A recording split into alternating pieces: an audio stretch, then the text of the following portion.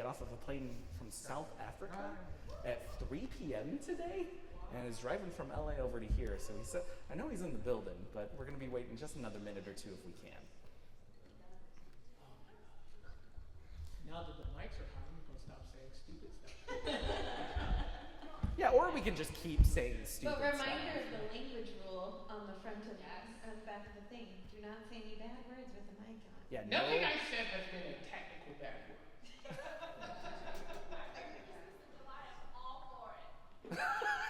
No, that's the wrong opinion. That is the best opinion. I'm willing to give the Halloween people Halloween if you just bring it to October. I will celebrate Christmas December 1st if you keep Halloween October. Oh no, man, That's never happening. Christmas starts at Thanksgiving. I am September 1st for Christmas music. Do you just not I know, I'm sorry. for Christmas and Halloween then, or do you not just I am like I'm deeply scared of Halloween, like as a concept. I'm just a big old scaredy cat. As a person from the deep south, I understand. It's fair, right? Also, Nightmare Before Christmas ruined y'all's division. Anyway. That's a good point. Is everyone having a good con so far? Yeah. Anyone not having a good convention? Perfect. Oh, well, okay. Okay. All right, guys. I'm gonna ask y'all. We're gonna take a photo really quick, and then I'm gonna start the panel. Okay. Yeah. All right. So we're just gonna take a photo really quick, and then it's just gonna be. I want to shoot over a table and have water bottles that can't stay up. Just right here. Do you want us all? It could be like internet, you know. Yeah. Why don't you get Yeah. JP? Yeah. Get in like you like each other. Yeah. All right, then just look at me. Lovely, that's right. Work it. Oh, yeah. That's it. That's the stuff right there. And okay. Thank you so much. Yeah. I've never felt more wanted in my life. Thank you for bearing with us, everyone. This is Improving Speechcraft, Hosting, and Moderation in Pop Culture. Thank you again for joining us. My name is JPG. I am the owner of the pop culture consulting firm InterMyth. We help out marginalized communities in order to launch products into the content creation space. So if you're thinking about maybe trying to launch your TikTok, or you may have stagnated in growth in your podcast, we offer tailored business solutions in order to help y'all out with that. So today we're here to answer some questions. Why is it important to both manage and anticipate your audience's needs? How can your brand be a memorable part of the public speaking process?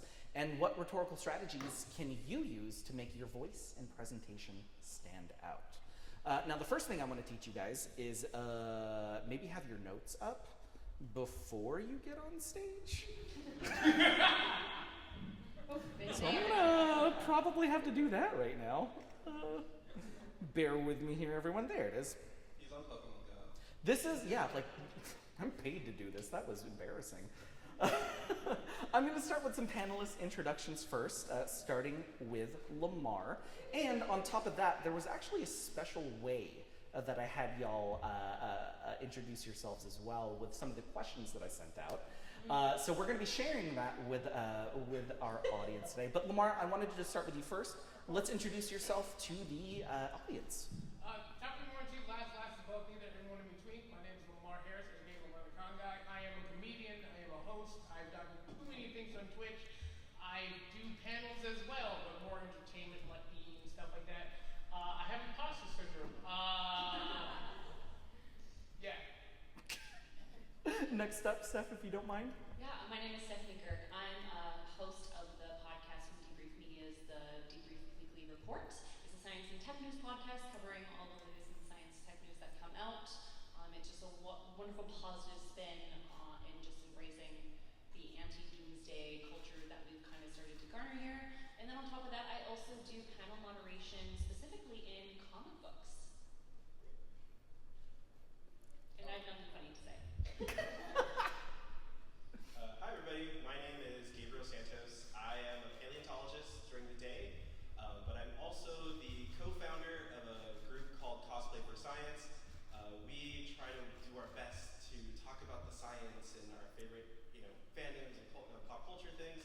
And I'm also the host of a PBS PBS Eons, where we tell stories of deep time. Well, I guess it's me. I'm Alix Catherine. I am the host of the Welcome Party on Twitch, which is a Monday night stream where we kind of have our community try out something in pop culture. We try it with them, and then we just share our experiences and geek out together. On top of that, I'm also a moderator for a lot of panels, as well as live events. Great, thank you so much. This wouldn't be an InterMyth panel unless I assigned homework to both the panelists and to you as the audience. And I did something a little bit special where I wanted to ask a few questions about what is important to you as values.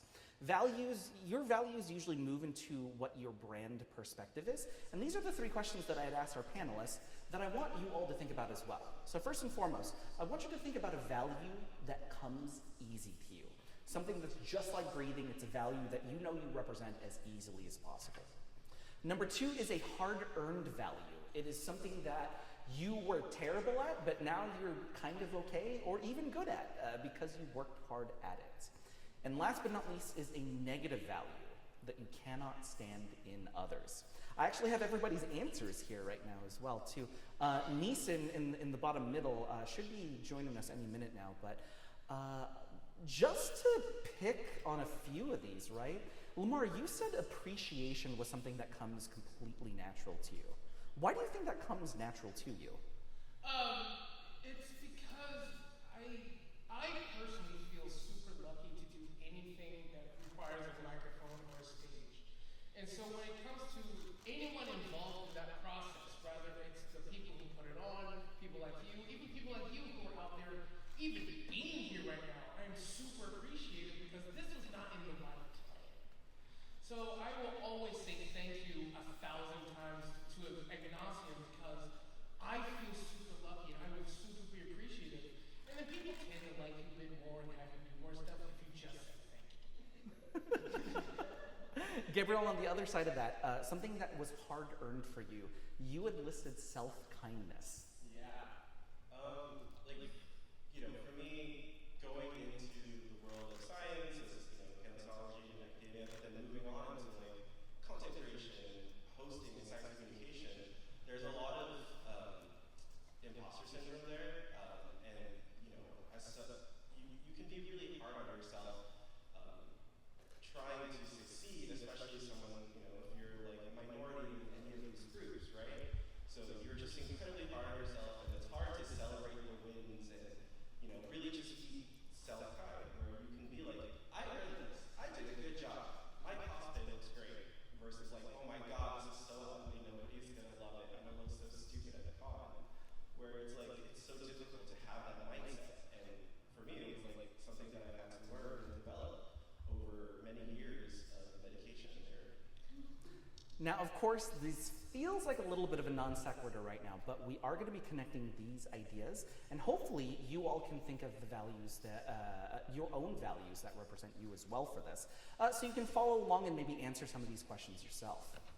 So first off, we're going to be talking about, moderation. Moderation, that's going to be making sure that you are controlling the ebb and flow of a conversation. I built an exercise called the Forgotten Question. And the Forgotten Question is, I like to challenge clients in order to think about a question that they do not think I am going to be able to answer in the time that we have together. Today we have 50 minutes, so I'm going to challenge you as an audience, and I did challenge people on our panel, to think of a question that they didn't think I was going to answer throughout this entire event. Without revealing the questions that you had turned in, Alix, what was the thought process behind thinking about a question that would be important to other people?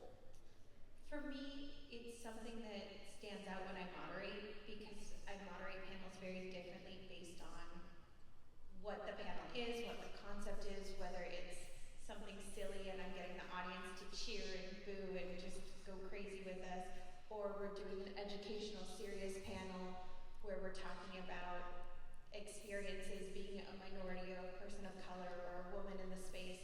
They're very different energies, and so you have to have those different directions with how you're guiding it. And so when I was sitting down trying to think of the question, I thought, okay, what do people mention when I do moderation? And what do people ask me later? And that's where my question came from.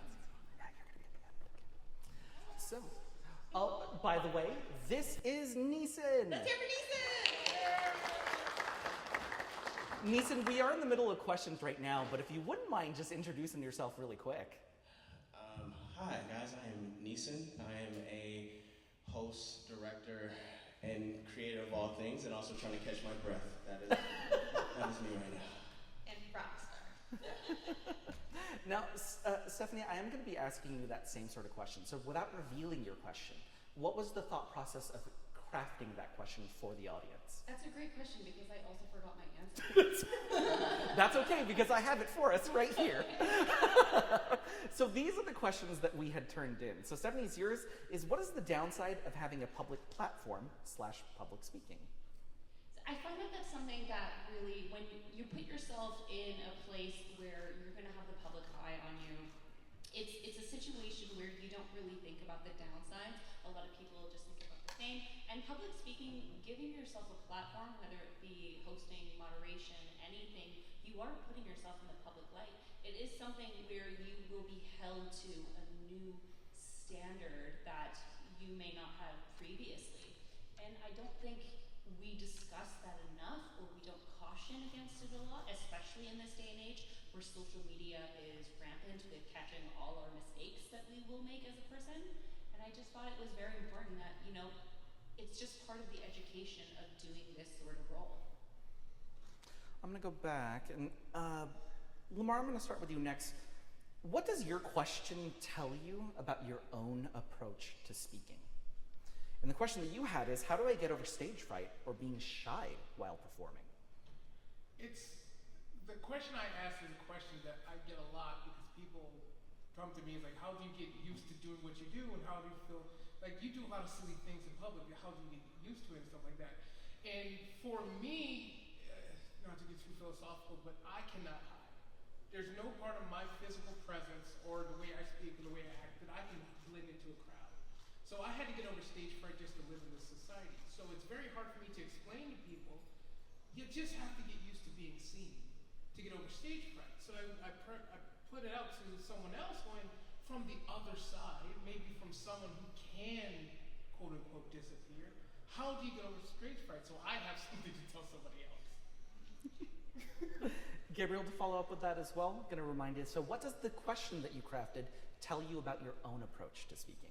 Yeah, so for me, I kind of sit in the realm of both pop culture and science education content creation, right? And so trying to create something that not only educates folks and helps, them do critical thinking exercise and broaden their perspectives on the world, you have to make it entertaining. And there's kind of like a fear that because we're focusing more on the education side of things, we're not going to be as popular, right? We're not going to have the same audience. So there's an idea that we have to be focusing more on the entertainment side of things. And we're losing the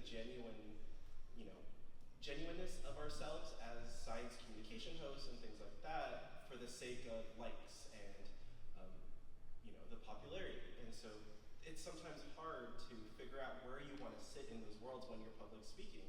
Am I going to be more of the scientist and, be very formal, or am I going to be more like myself and be silly and incorporate a lot of really dumb Star Wars jokes or things like that? It's sometimes you don't know where you're going to go. Connecting with that as well, Neesin, I think you and I had the conversation about your question and how it really came from a place of humility. So with you, what does your question tell you about yourself? And really, what does your question tell you about humility in public speaking? Yeah, so my question, when we got the question, the first thing that I thought was I didn't want to put a cop-out answer because I'm always interested to walk into a room and learn something new. That is I want to walk in, I want to be able to learn, I want to be able to listen. It's a reason why I'm here in this space. So let me be still in it and listen instead of trying to, search for something that I don't know that's going to be out there yet, so I've really been in this present space. But as far as healing, I think Yeah, I think when you're on this journey and you're hosting or you're having a voice in this pop culture space, I think it's important to always check in with yourself and always find moments to be still. Like, always find moments to listen. You don't have to talk all the time. And that's really me, because I can talk a lot, so I force myself to be still and listen. To give the audience a little bit of practical use as well, too, I wanted to point out some important pieces. So first and foremost, I'm a gigantic nerd. All of us here are gigantic nerds, because that's kind of why we're here. And so I love equating the things that I do on stage to being any sort of media in pop culture. And I always think of moderating as a heist. This is really, it's the difference between the best thief you've ever heard of versus the one that got away, right? A good moderator is the best thief you've ever heard of. They give you exactly what you want, but a really great moderator is the one that gets away with it, and then you realize that they got away with it. And last but not least, you want to build a crew better than you. I was very specific when I asked these particular people to be on this panel. So could I get another round of applause for our wonderful speakers? Also, can we get a round of applause for you guys for coming out at 7 p.m.? Yes! Yes. It's a lot of bars open right now, so I'm happy you guys are here. Yeah, I know everybody here got the ticket to Deadpool and Wolverine, and they just skipped it for us, right? Love you guys. Right? Yeah, thank you. Thank you, everybody. Right? Next up, we're going to talk a little bit about hosting. So the moment you're speaking, you're expected to create a rapport with the audience, and you reciprocally do not really know anything about each other. Even the moment that you step on stage, you're putting out a presence, you're putting out a brand. And I wanted to illustrate this with another exercise, and this is an exercise that I call doppelgang up, okay? So this is gonna be the directions for this. Let's say there's a doppelganger. Let's say it's like an alien or a shapeshifter or whatever, and they look exactly like you. And a random person in this audience needs to figure out who is who, okay? But this is the great part about the doppelganger. The doppelganger says the most wrong thing about you. Literally 100% the most wrong thing about you. To the point where even if it's a stranger in the audience, they know who's the real one, they know who's the fake one. I put this out to our panelists, and these are their answers right now. Alex, I want to go over yours first. Yeah, I'm just now realizing that everybody else was going to see the answer that I put on. If you can't read it right now, it says, I love to read, clean, and above all, I'm a great cook. I'm shy, and I hate meeting new people. Talk a little bit about that. What inspired you to put all of that on there? So for people that don't know, JPG and I are married, and he will vouch for... I've never got a cat call for us being married on stage. There's a few things on there that he will definitely vouch for on there, which is anybody that knows me knows I don't like to read. It's not that I actually hate reading, it's that I have a reading disability. I really struggle with reading. I find it very difficult. So it just became a thing that I hated because it was a chore instead of something fun or relaxing. But it's kind of become a bit in our world. Cleaning, well, that's just never gonna happen. And then cooking, I gave him food poisoning on his birthday. So other than those things, I put that I'm shy and I hate meeting new people because my favorite thing in the world is to meet new people. I think everybody in this room has a story to tell. I think everybody in this room has a different experience, a different point of view. They've been through different things. And if people just took the time to, kind of like what you said, honestly, listen, instead of just, let me tell you all about myself. Well, we're not friends if I just told you everything about me and I learned nothing about the person in front of me. I love learning about the people around me, and that's honestly how we ended up with this amazing panel, because we met amazing people who had amazing things to say. So for me, the big thing was getting to know new people and hearing their stories and just learning more about the world around me is one of the most exciting things for me. Now, Stephanie took a very different direction for this. I thought it was supposed to be funny. I didn't realize it was like tying into the whole No. topic. Did you think I just asked you a funny question? Yeah, I thought this was like get to know your panelists. Oh no, this works very well. Okay. Because the question that I want to ask you, is you took this to a literal level, right? So when you are hosting, where do you like to take it literal, and where do you like to take it figuratively when you ask questions when you're hosting? I think it definitely depends on the situation, and I would say it mostly depends on who I'm talking to. Like, you have to know your audience. You have to know what they can expect from you. Also, at the same time, you have to be able to predict what they're going to say. You, as a host, as a moderator, whatever you're going on about, you have to be in charge of the conversation. So in this aspect, I was like going in blind. So I was like, hey, I'm just gonna do funny, like we're playing games night, and hope for the best, because if I went the other way, I was like, it's not as fun. It's not as fun. And knowing JPG, I was like, okay, he loves humor. He thinks I'm funny, the only one.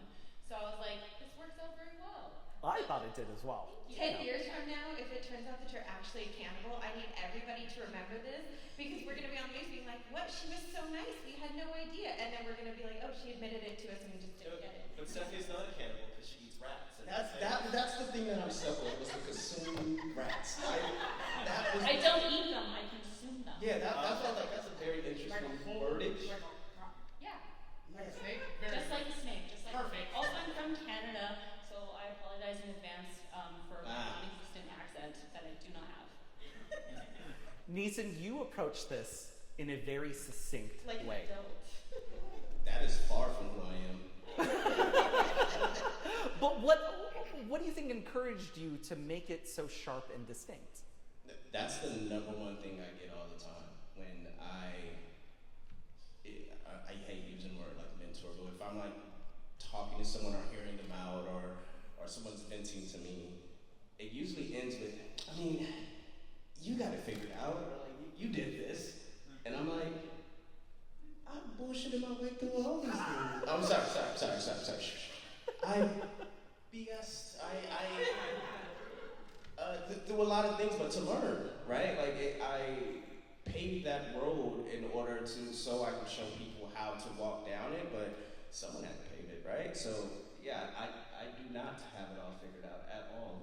Hence why I am 10 minutes late and using words I probably shouldn't have. It was in an email, I'm sure, somewhere that I skipped over. Now, Neesin, I think of it as you driving all of my points home right now, so don't worry. Thank you.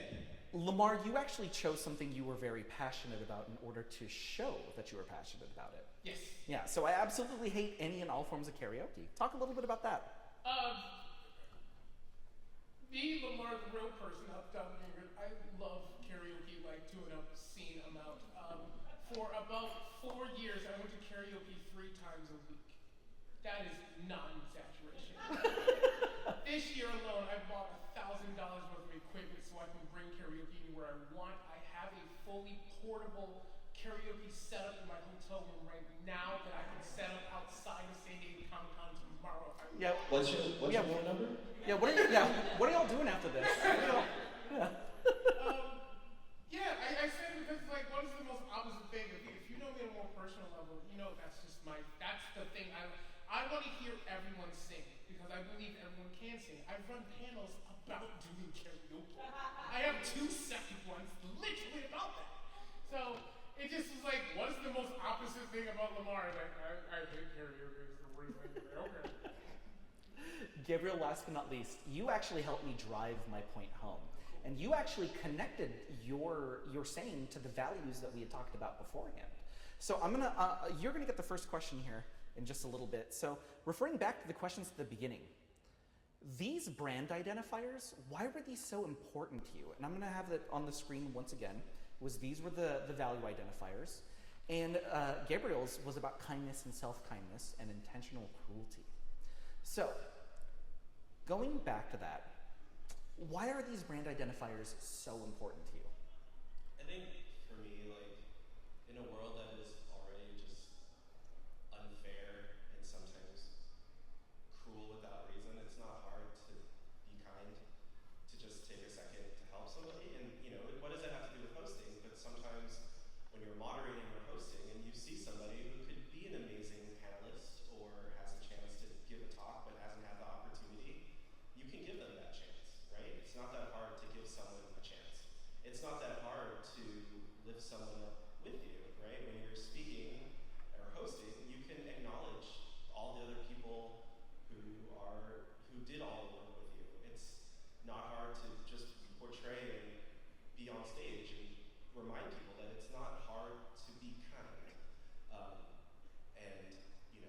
I think it's just not hard to be kind. And for me as a host and as doing things and as an educator, I'm all about making sure education is equal and it's available to everybody.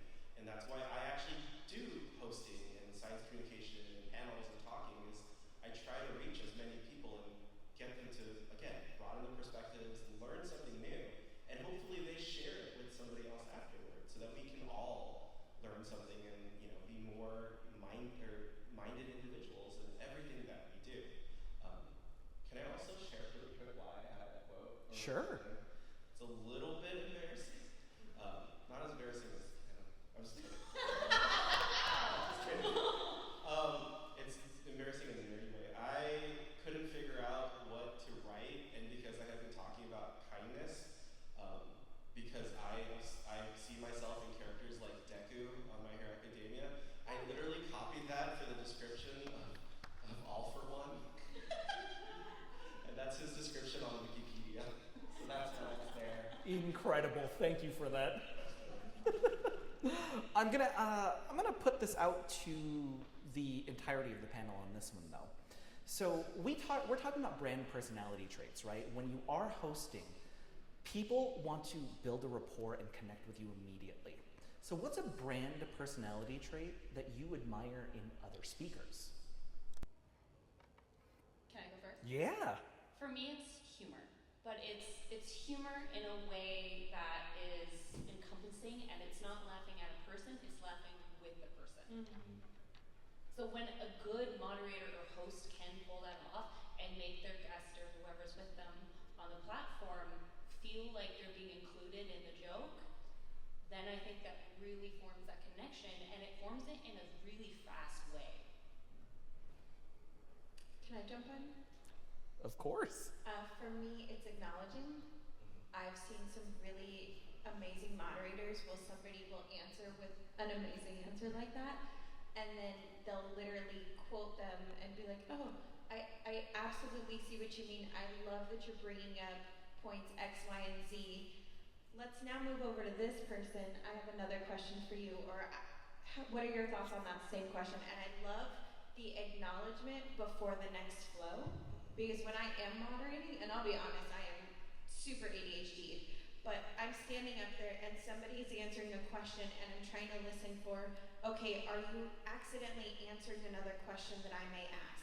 And are people in the audience kind of nodding along that maybe this is another question that I should stay in this realm because people are engaged, or people are checking out, maybe I should switch it up a little bit? And how am I on time? Are we doing okay on time? And this person hasn't really spoken well. Maybe I need to make sure to ask them a question next, because even though they weren't on the next list, they haven't spoken, they've been a little quiet. And so my mind is running 24/7 while I'm standing up there at the stage trying to prep the next question, instead of listening to that person, again, listening to that person, really acknowledging what they said, because people up here put in time and people up here put in work for any panel that you do. And sometimes I miss those moments, or I miss those things that I don't get to acknowledge, that I've seen some incredible moderators acknowledge, because they have that capacity that I feel like I'm not there yet. So that's something I definitely admire in others.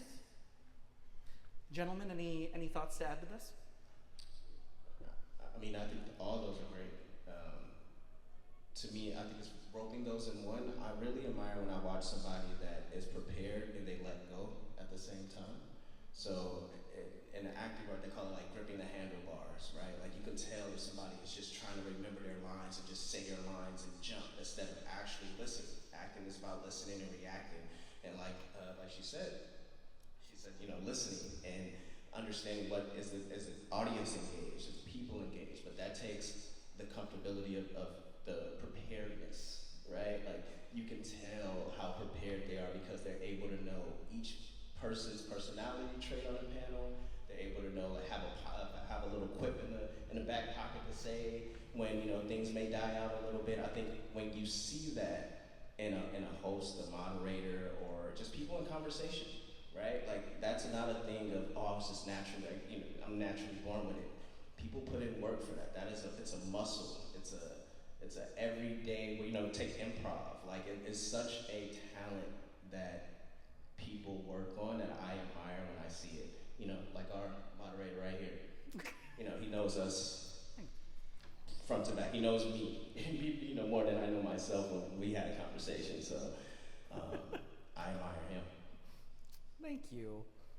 For me, I think one great brand personality trait, I guess, is like a combination of two things. Is somebody who is not just a fantastic storyteller, but someone who is able to share and not just bestow information on you, you know what I mean? Like, somebody who stands up here and is able to have a vulnerability, and you can tell that they're really just sharing something based off of their experience or their personality. You want to, as an audience member, you want to take that in more, right? You want to listen more, versus when somebody is on stage and they're bestowing information on you, there's like a little bit of arrogance there. That's different than having, you know, like, you're proud in what you do, but there is a difference. I feel Confidence versus arrogance. Yeah. There's a difference in the confidence. So when somebody is really great as a storyteller to share, in exchange even, you know, someone who's able to get the audience to answer back in some cases and share that kind of information, that's a great personality trait, I think, for someone who's, you know, hosting and moderating or just being any kind of presence anywhere. I'm trying to find something that hasn't been said before. Well, I can just keep going and then ask you for the next one first. Is that okay? Sure. Okay. You might regret that. You don't know what the question is. I'll pull anything out. Let's go. Just some important points to note about hosting right now. So hosting is really the ghost that haunts you. Your brand speaks before you say a word, right? So in pop culture terms, it's a ghost that haunts you, for better or for worse. And it's up to you to figure out what makes that ghost work for you. What do you have to offer so it's always on your good side? Lastly, perception isn't your reality, but it's definitely your audience's. What your audience thinks about you is true to them and is only true to them. And being able to rise to the occasion or to prove them wrong is going to be up to you when it comes to hosting. Last but not least, we're going to be talking about Speechcraft. I am going to be using Speechcraft and rhetoric kind of interchangeably right now, but the definition that I got off the internet for this, it's to effectively and persuasively use language for your speaking goals. Now, of course, Speechcraft, this is going to be an art, a skill, and a science all rolled into one. Speaking predates writing by tens of thousands of years. But for some reason, we're always focusing on writing when it comes to, say, for example, like high school courses or something like that, right? For this last section, I am going to be bringing us back to the forgotten question that we all had. And I wanted to be really transparent with the audience. I didn't answer all of the questions that they came up with. And I wanted to show that as a rhetorical piece to show you that although, just like Steph said, you can try and anticipate needs, you can't always anticipate needs. And as a reminder, these were the questions, and we're going to ask a few questions around this right now. So Lemar, how much did the audience factor in when you were trying to build that forgotten question for you? Quite a bit at this point, because it's one of those things that I get quite a bit when we talk about, when I'm on panels and people ask me, how do you host, how do you do moderation and stuff like that, because a lot of people's like, oh, I'd be so afraid to be behind this podium, because this is a big intimidating wooden thing. I'm not even tall enough for this. Like, I got apple boxes for days behind here. Yeah, tall to me, sir. And so that was one of the few questions that, like, I once again I get a lot, and I was like, I just want people to have the chance to just get over it and try to figure out how to do it. And I think that's something for this particular panel topic someone would ask eventually. Yeah. This next question, this was more of like a rhetorical piece that I wanted to teach, and panel, please feel free if you want to answer this as well. So, did you take an intrinsic or an extrinsic approach to crafting your answers? So, to define this, right? So intrinsic is going to be answering with your own data set, right? So whatever's in you and the knowledge that you have right this second, that's how you crafted the question. And extrinsic is going to be answering based off of an external factor. Say, for example, the audience. Maybe speaking partners that you work with influenced how you created this question. But did you take an extrinsic or an intrinsic approach to this? Can I say yes, both? Yes. Yeah. Yeah, talk a little bit about taking both approaches. So intrinsically, it's something I've had to learn. So for the welcome party, if anybody hangs out, we have a panel after this, but we do really silly, ridiculous games and panels, and it literally is cheering and booing and teasing each other and trivia, and it's just fun and goofy. And that's kind of where we started, and all of a sudden we turned around and JPG put together a Filipino panel, and it was a serious panel where we had to have a conversation about what it was being Filipino in pop culture and the space and that world, and I was like, wait, I have to do this? I don't know what I'm saying, I don't know what I'm doing, this is not my bread and butter. So for me, intrinsically, it was something I had to learn and adapt. Even the panel we did today for the underrated movie podcast, that podcast runs as a conversation. So I didn't run a panel asking each person every question. I slowly let them have a conversation because that's what they're going to get when they listen to the podcast. I had to adapt to that show. Extrinsically, I have some friends who are moderating for the first time. I don't know if I said that word right, but we're going with it. I have friends who are moderating for the first time, and they've been asking me all these questions. And so that question kind of came up because nobody should own anything. I don't own moderating, and my style of how I moderate is it's what I enjoy seeing. So I started adapting from other people that I saw and I made it mine. But I don't own it. And so instead of keeping it to myself, I was like, yeah, let me tell you everything I do. Let me tell you my thought process. Now take it, make it yours. And they're going to improve on it and adjust it and adapt it to what they like to do and what they like to see. But that comes from having to think outside of myself as well as within. So that's where it came from. That was a whole lot, sorry. I'm so sorry. Did anybody else want to add anything else to that? Intrinsic and extrinsic approaches? I did the intrinsic approach because for me, I took your questions as a conversation between the two of us. And normally when I host or moderate a panel, it's conversations with creators. So it's more of a back and forth, sharing a lot with the people, but you're trying to dig into the person, that individual themselves, and you're just trying to get those deep dives, kind of understanding their secrets, their processes behind making comics. So when you asked those questions, I was like, oh, it's just a conversation between the two of us. Absolutely, yes, I'm accountable. My apologies. We are dropping on time, and I did want to leave a little bit of time for questions as well.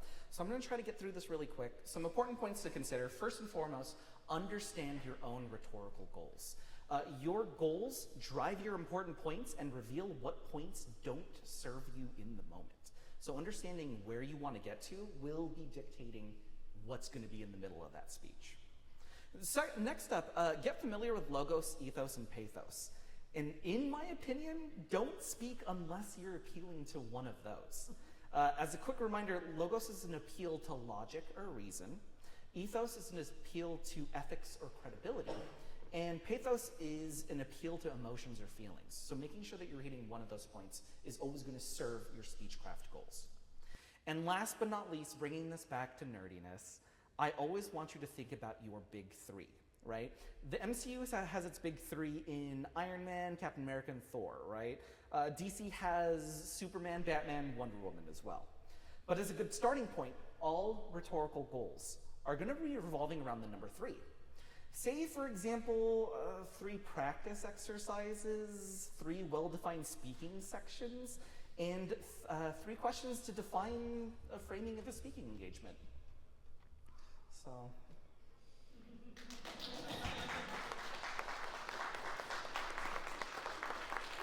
Bring it in. Some practical resources, of course, is a course that you can take right now is Rhetoric, the Art of Persuasive Writing and Public Speaking. This is from Harvard X. I've seen this go as low as $100, and it's an actual certificate from Harvard in order to learn about speechcraft and rhetoric. Connecting to that, if you want to read examples, a lot of that course is going to be connecting you to the American Rhetoric Online Speech Bank. So some of the best Western-driven speeches are just there for you in order to study the rhetorical points. If you want to listen to examples, my favorite is going to be the moth storytelling. I'm sorry, it was, who actually mentioned storytelling during, oh, that was Gabriel. So Gabriel had mentioned storytelling as a form of narrative when you are on stage. And I would say that the Moth as a podcast has one of the best approaches to narrative storytelling. And last but not least, if you want to practice, make the content. There is somebody in this room that's been saying, oh yeah, I'll get to that podcast eventually. Or like, oh yeah, I'll launch that TikTok in a few months once I figure out everything and get it perfect. Make the content. Done is always going to be better than perfect, especially in speaking. Preach. Last but not least, I do have a few minutes. If we do have any sort of audience questions, there's going to be a microphone in the middle of the room right over here. If anybody has any sorts of questions, or just shout it from your seat. We're okay. We're all friends here, right? Oh, we got one. Hi there. Hi. My question is about rhetorical goals, and this applies to moderating and public speaking, and I guess it could apply to any form of like live content or content. I guess the question is, how do you like make sure that you are that you're focusing on your rhetorical goals and that you are effectively answering them, you know, when you're like by the end of the time, like, you know, do you ever have to pivot a conversation in order to answer a rhetorical goal? Team, did somebody want to take this first? I don't mind. Okay, go for I've it. talked a lot though, but I'll try to keep it short. Yeah, pivot all the time, absolutely. There's 2 things I'm looking at when I'm up there. I'm checking the engagement of my audience, and I'm checking the engagement of the panelists. Because as much as you guys are here to learn, we're learning from each other too. So if we're all looking at our phones and not paying attention, if the audience is walking out looking at their phones, not paying attention, that means you're not hitting whatever goal it was you set. And you should know what you're going into. Again, for a panel, you should already know, like, this is what I want out of it. I want people to be cheering and hollering, or I want people to be nodding their head in approval, or I want people to kind of like, yeah, that one, and point out, whatever it is. If you're not seeing it or getting it, absolutely adapt. I will tell you when I do questions, I have 10 questions that I'm gonna ask. I have 5 questions that I back up, and based on people's answers, I may just pull something out of the hat that I think sounds really good based on something they said. I would also like to add, are you familiar with the concept of an anchor point? It'd be helpful for you to go over it anyways. Yeah, sure, thank you. Thank you for setting me up for that, I appreciate it. So an anchor point is somebody in the audience that is obviously engaged, right? Somebody who is responding to the things that you are speaking about minute by minute at this point. My anchor point, you right here. You have been wonderful this whole time. I felt so smart because of all of your eye contact this entire time, so thank you. Right, so having that live feedback when you do have an audience like this, and making sure that you are picking the people who you know are going to be responding to the things you're saying, and then maybe picking people in the audience who might not be responding to what you're saying in order to build those pivot points that you were talking about. I also do want to add a lot of self-reflection and practice. After you do a panel, after you do any sort of hosting moderation, make sure you think back on those conversations and be like, what did I do wrong? How can I do better? And then just keep practicing and trying again. It'll start to come naturally eventually. There's actual evaluations that you can do for cognitive science. You have someone in the audience who is monitoring us, taking observations. So you record panels, and anytime we post it, we can watch them back. And audience participatory surveys. So there's a way to get data to evaluate how well we were doing. Or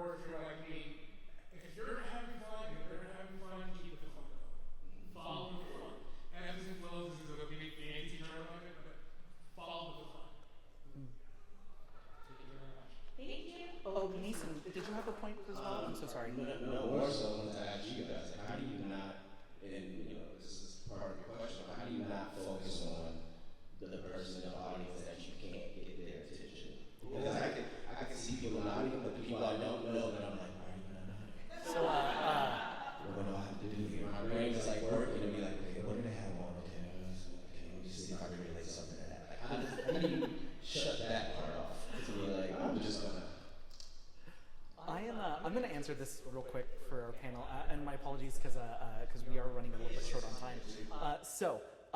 My number one rule for public speaking is the people in the audience are praying that you don't suck. No one in this, raise your hand if you were actively hoping for me to suck right now. Okay, calm down. Okay, calm down, a couple of you, right? But it's the idea that when people are sitting here and they want to listen to you, they want to take in those words. And to make sure that those words are worth it and worthwhile, that's your responsibility. It's their responsibility to listen and to take in all this stuff, right? But knowing that nobody in the audience wants you to suck is one of the, it's something that I carry in every conversation that I have. One last thing, I did want to make sure, so my organization is InterMyth. We handle tailored strategies for pop culture content creation. Check us out at intermyth.org.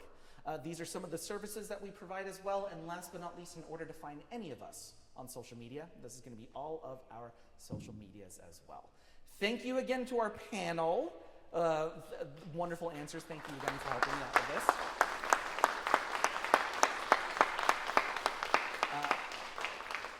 Now, one last treat, if you did want to have a little bit of a change of pace where you see moderation where it gets a little bit chaotic and you want to learn how to handle that chaos, we have the next panel right after this.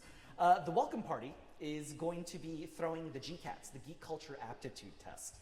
And this is going to be filled with a bunch of trivia, pop culture trivia, where you have to use your English and math skills that you probably forgot from school in order to help answer these questions. So if you want to check out a different type of moderation, please stick around for the 8 o'clock panel. Thank you so much, everybody. Thank you, guys.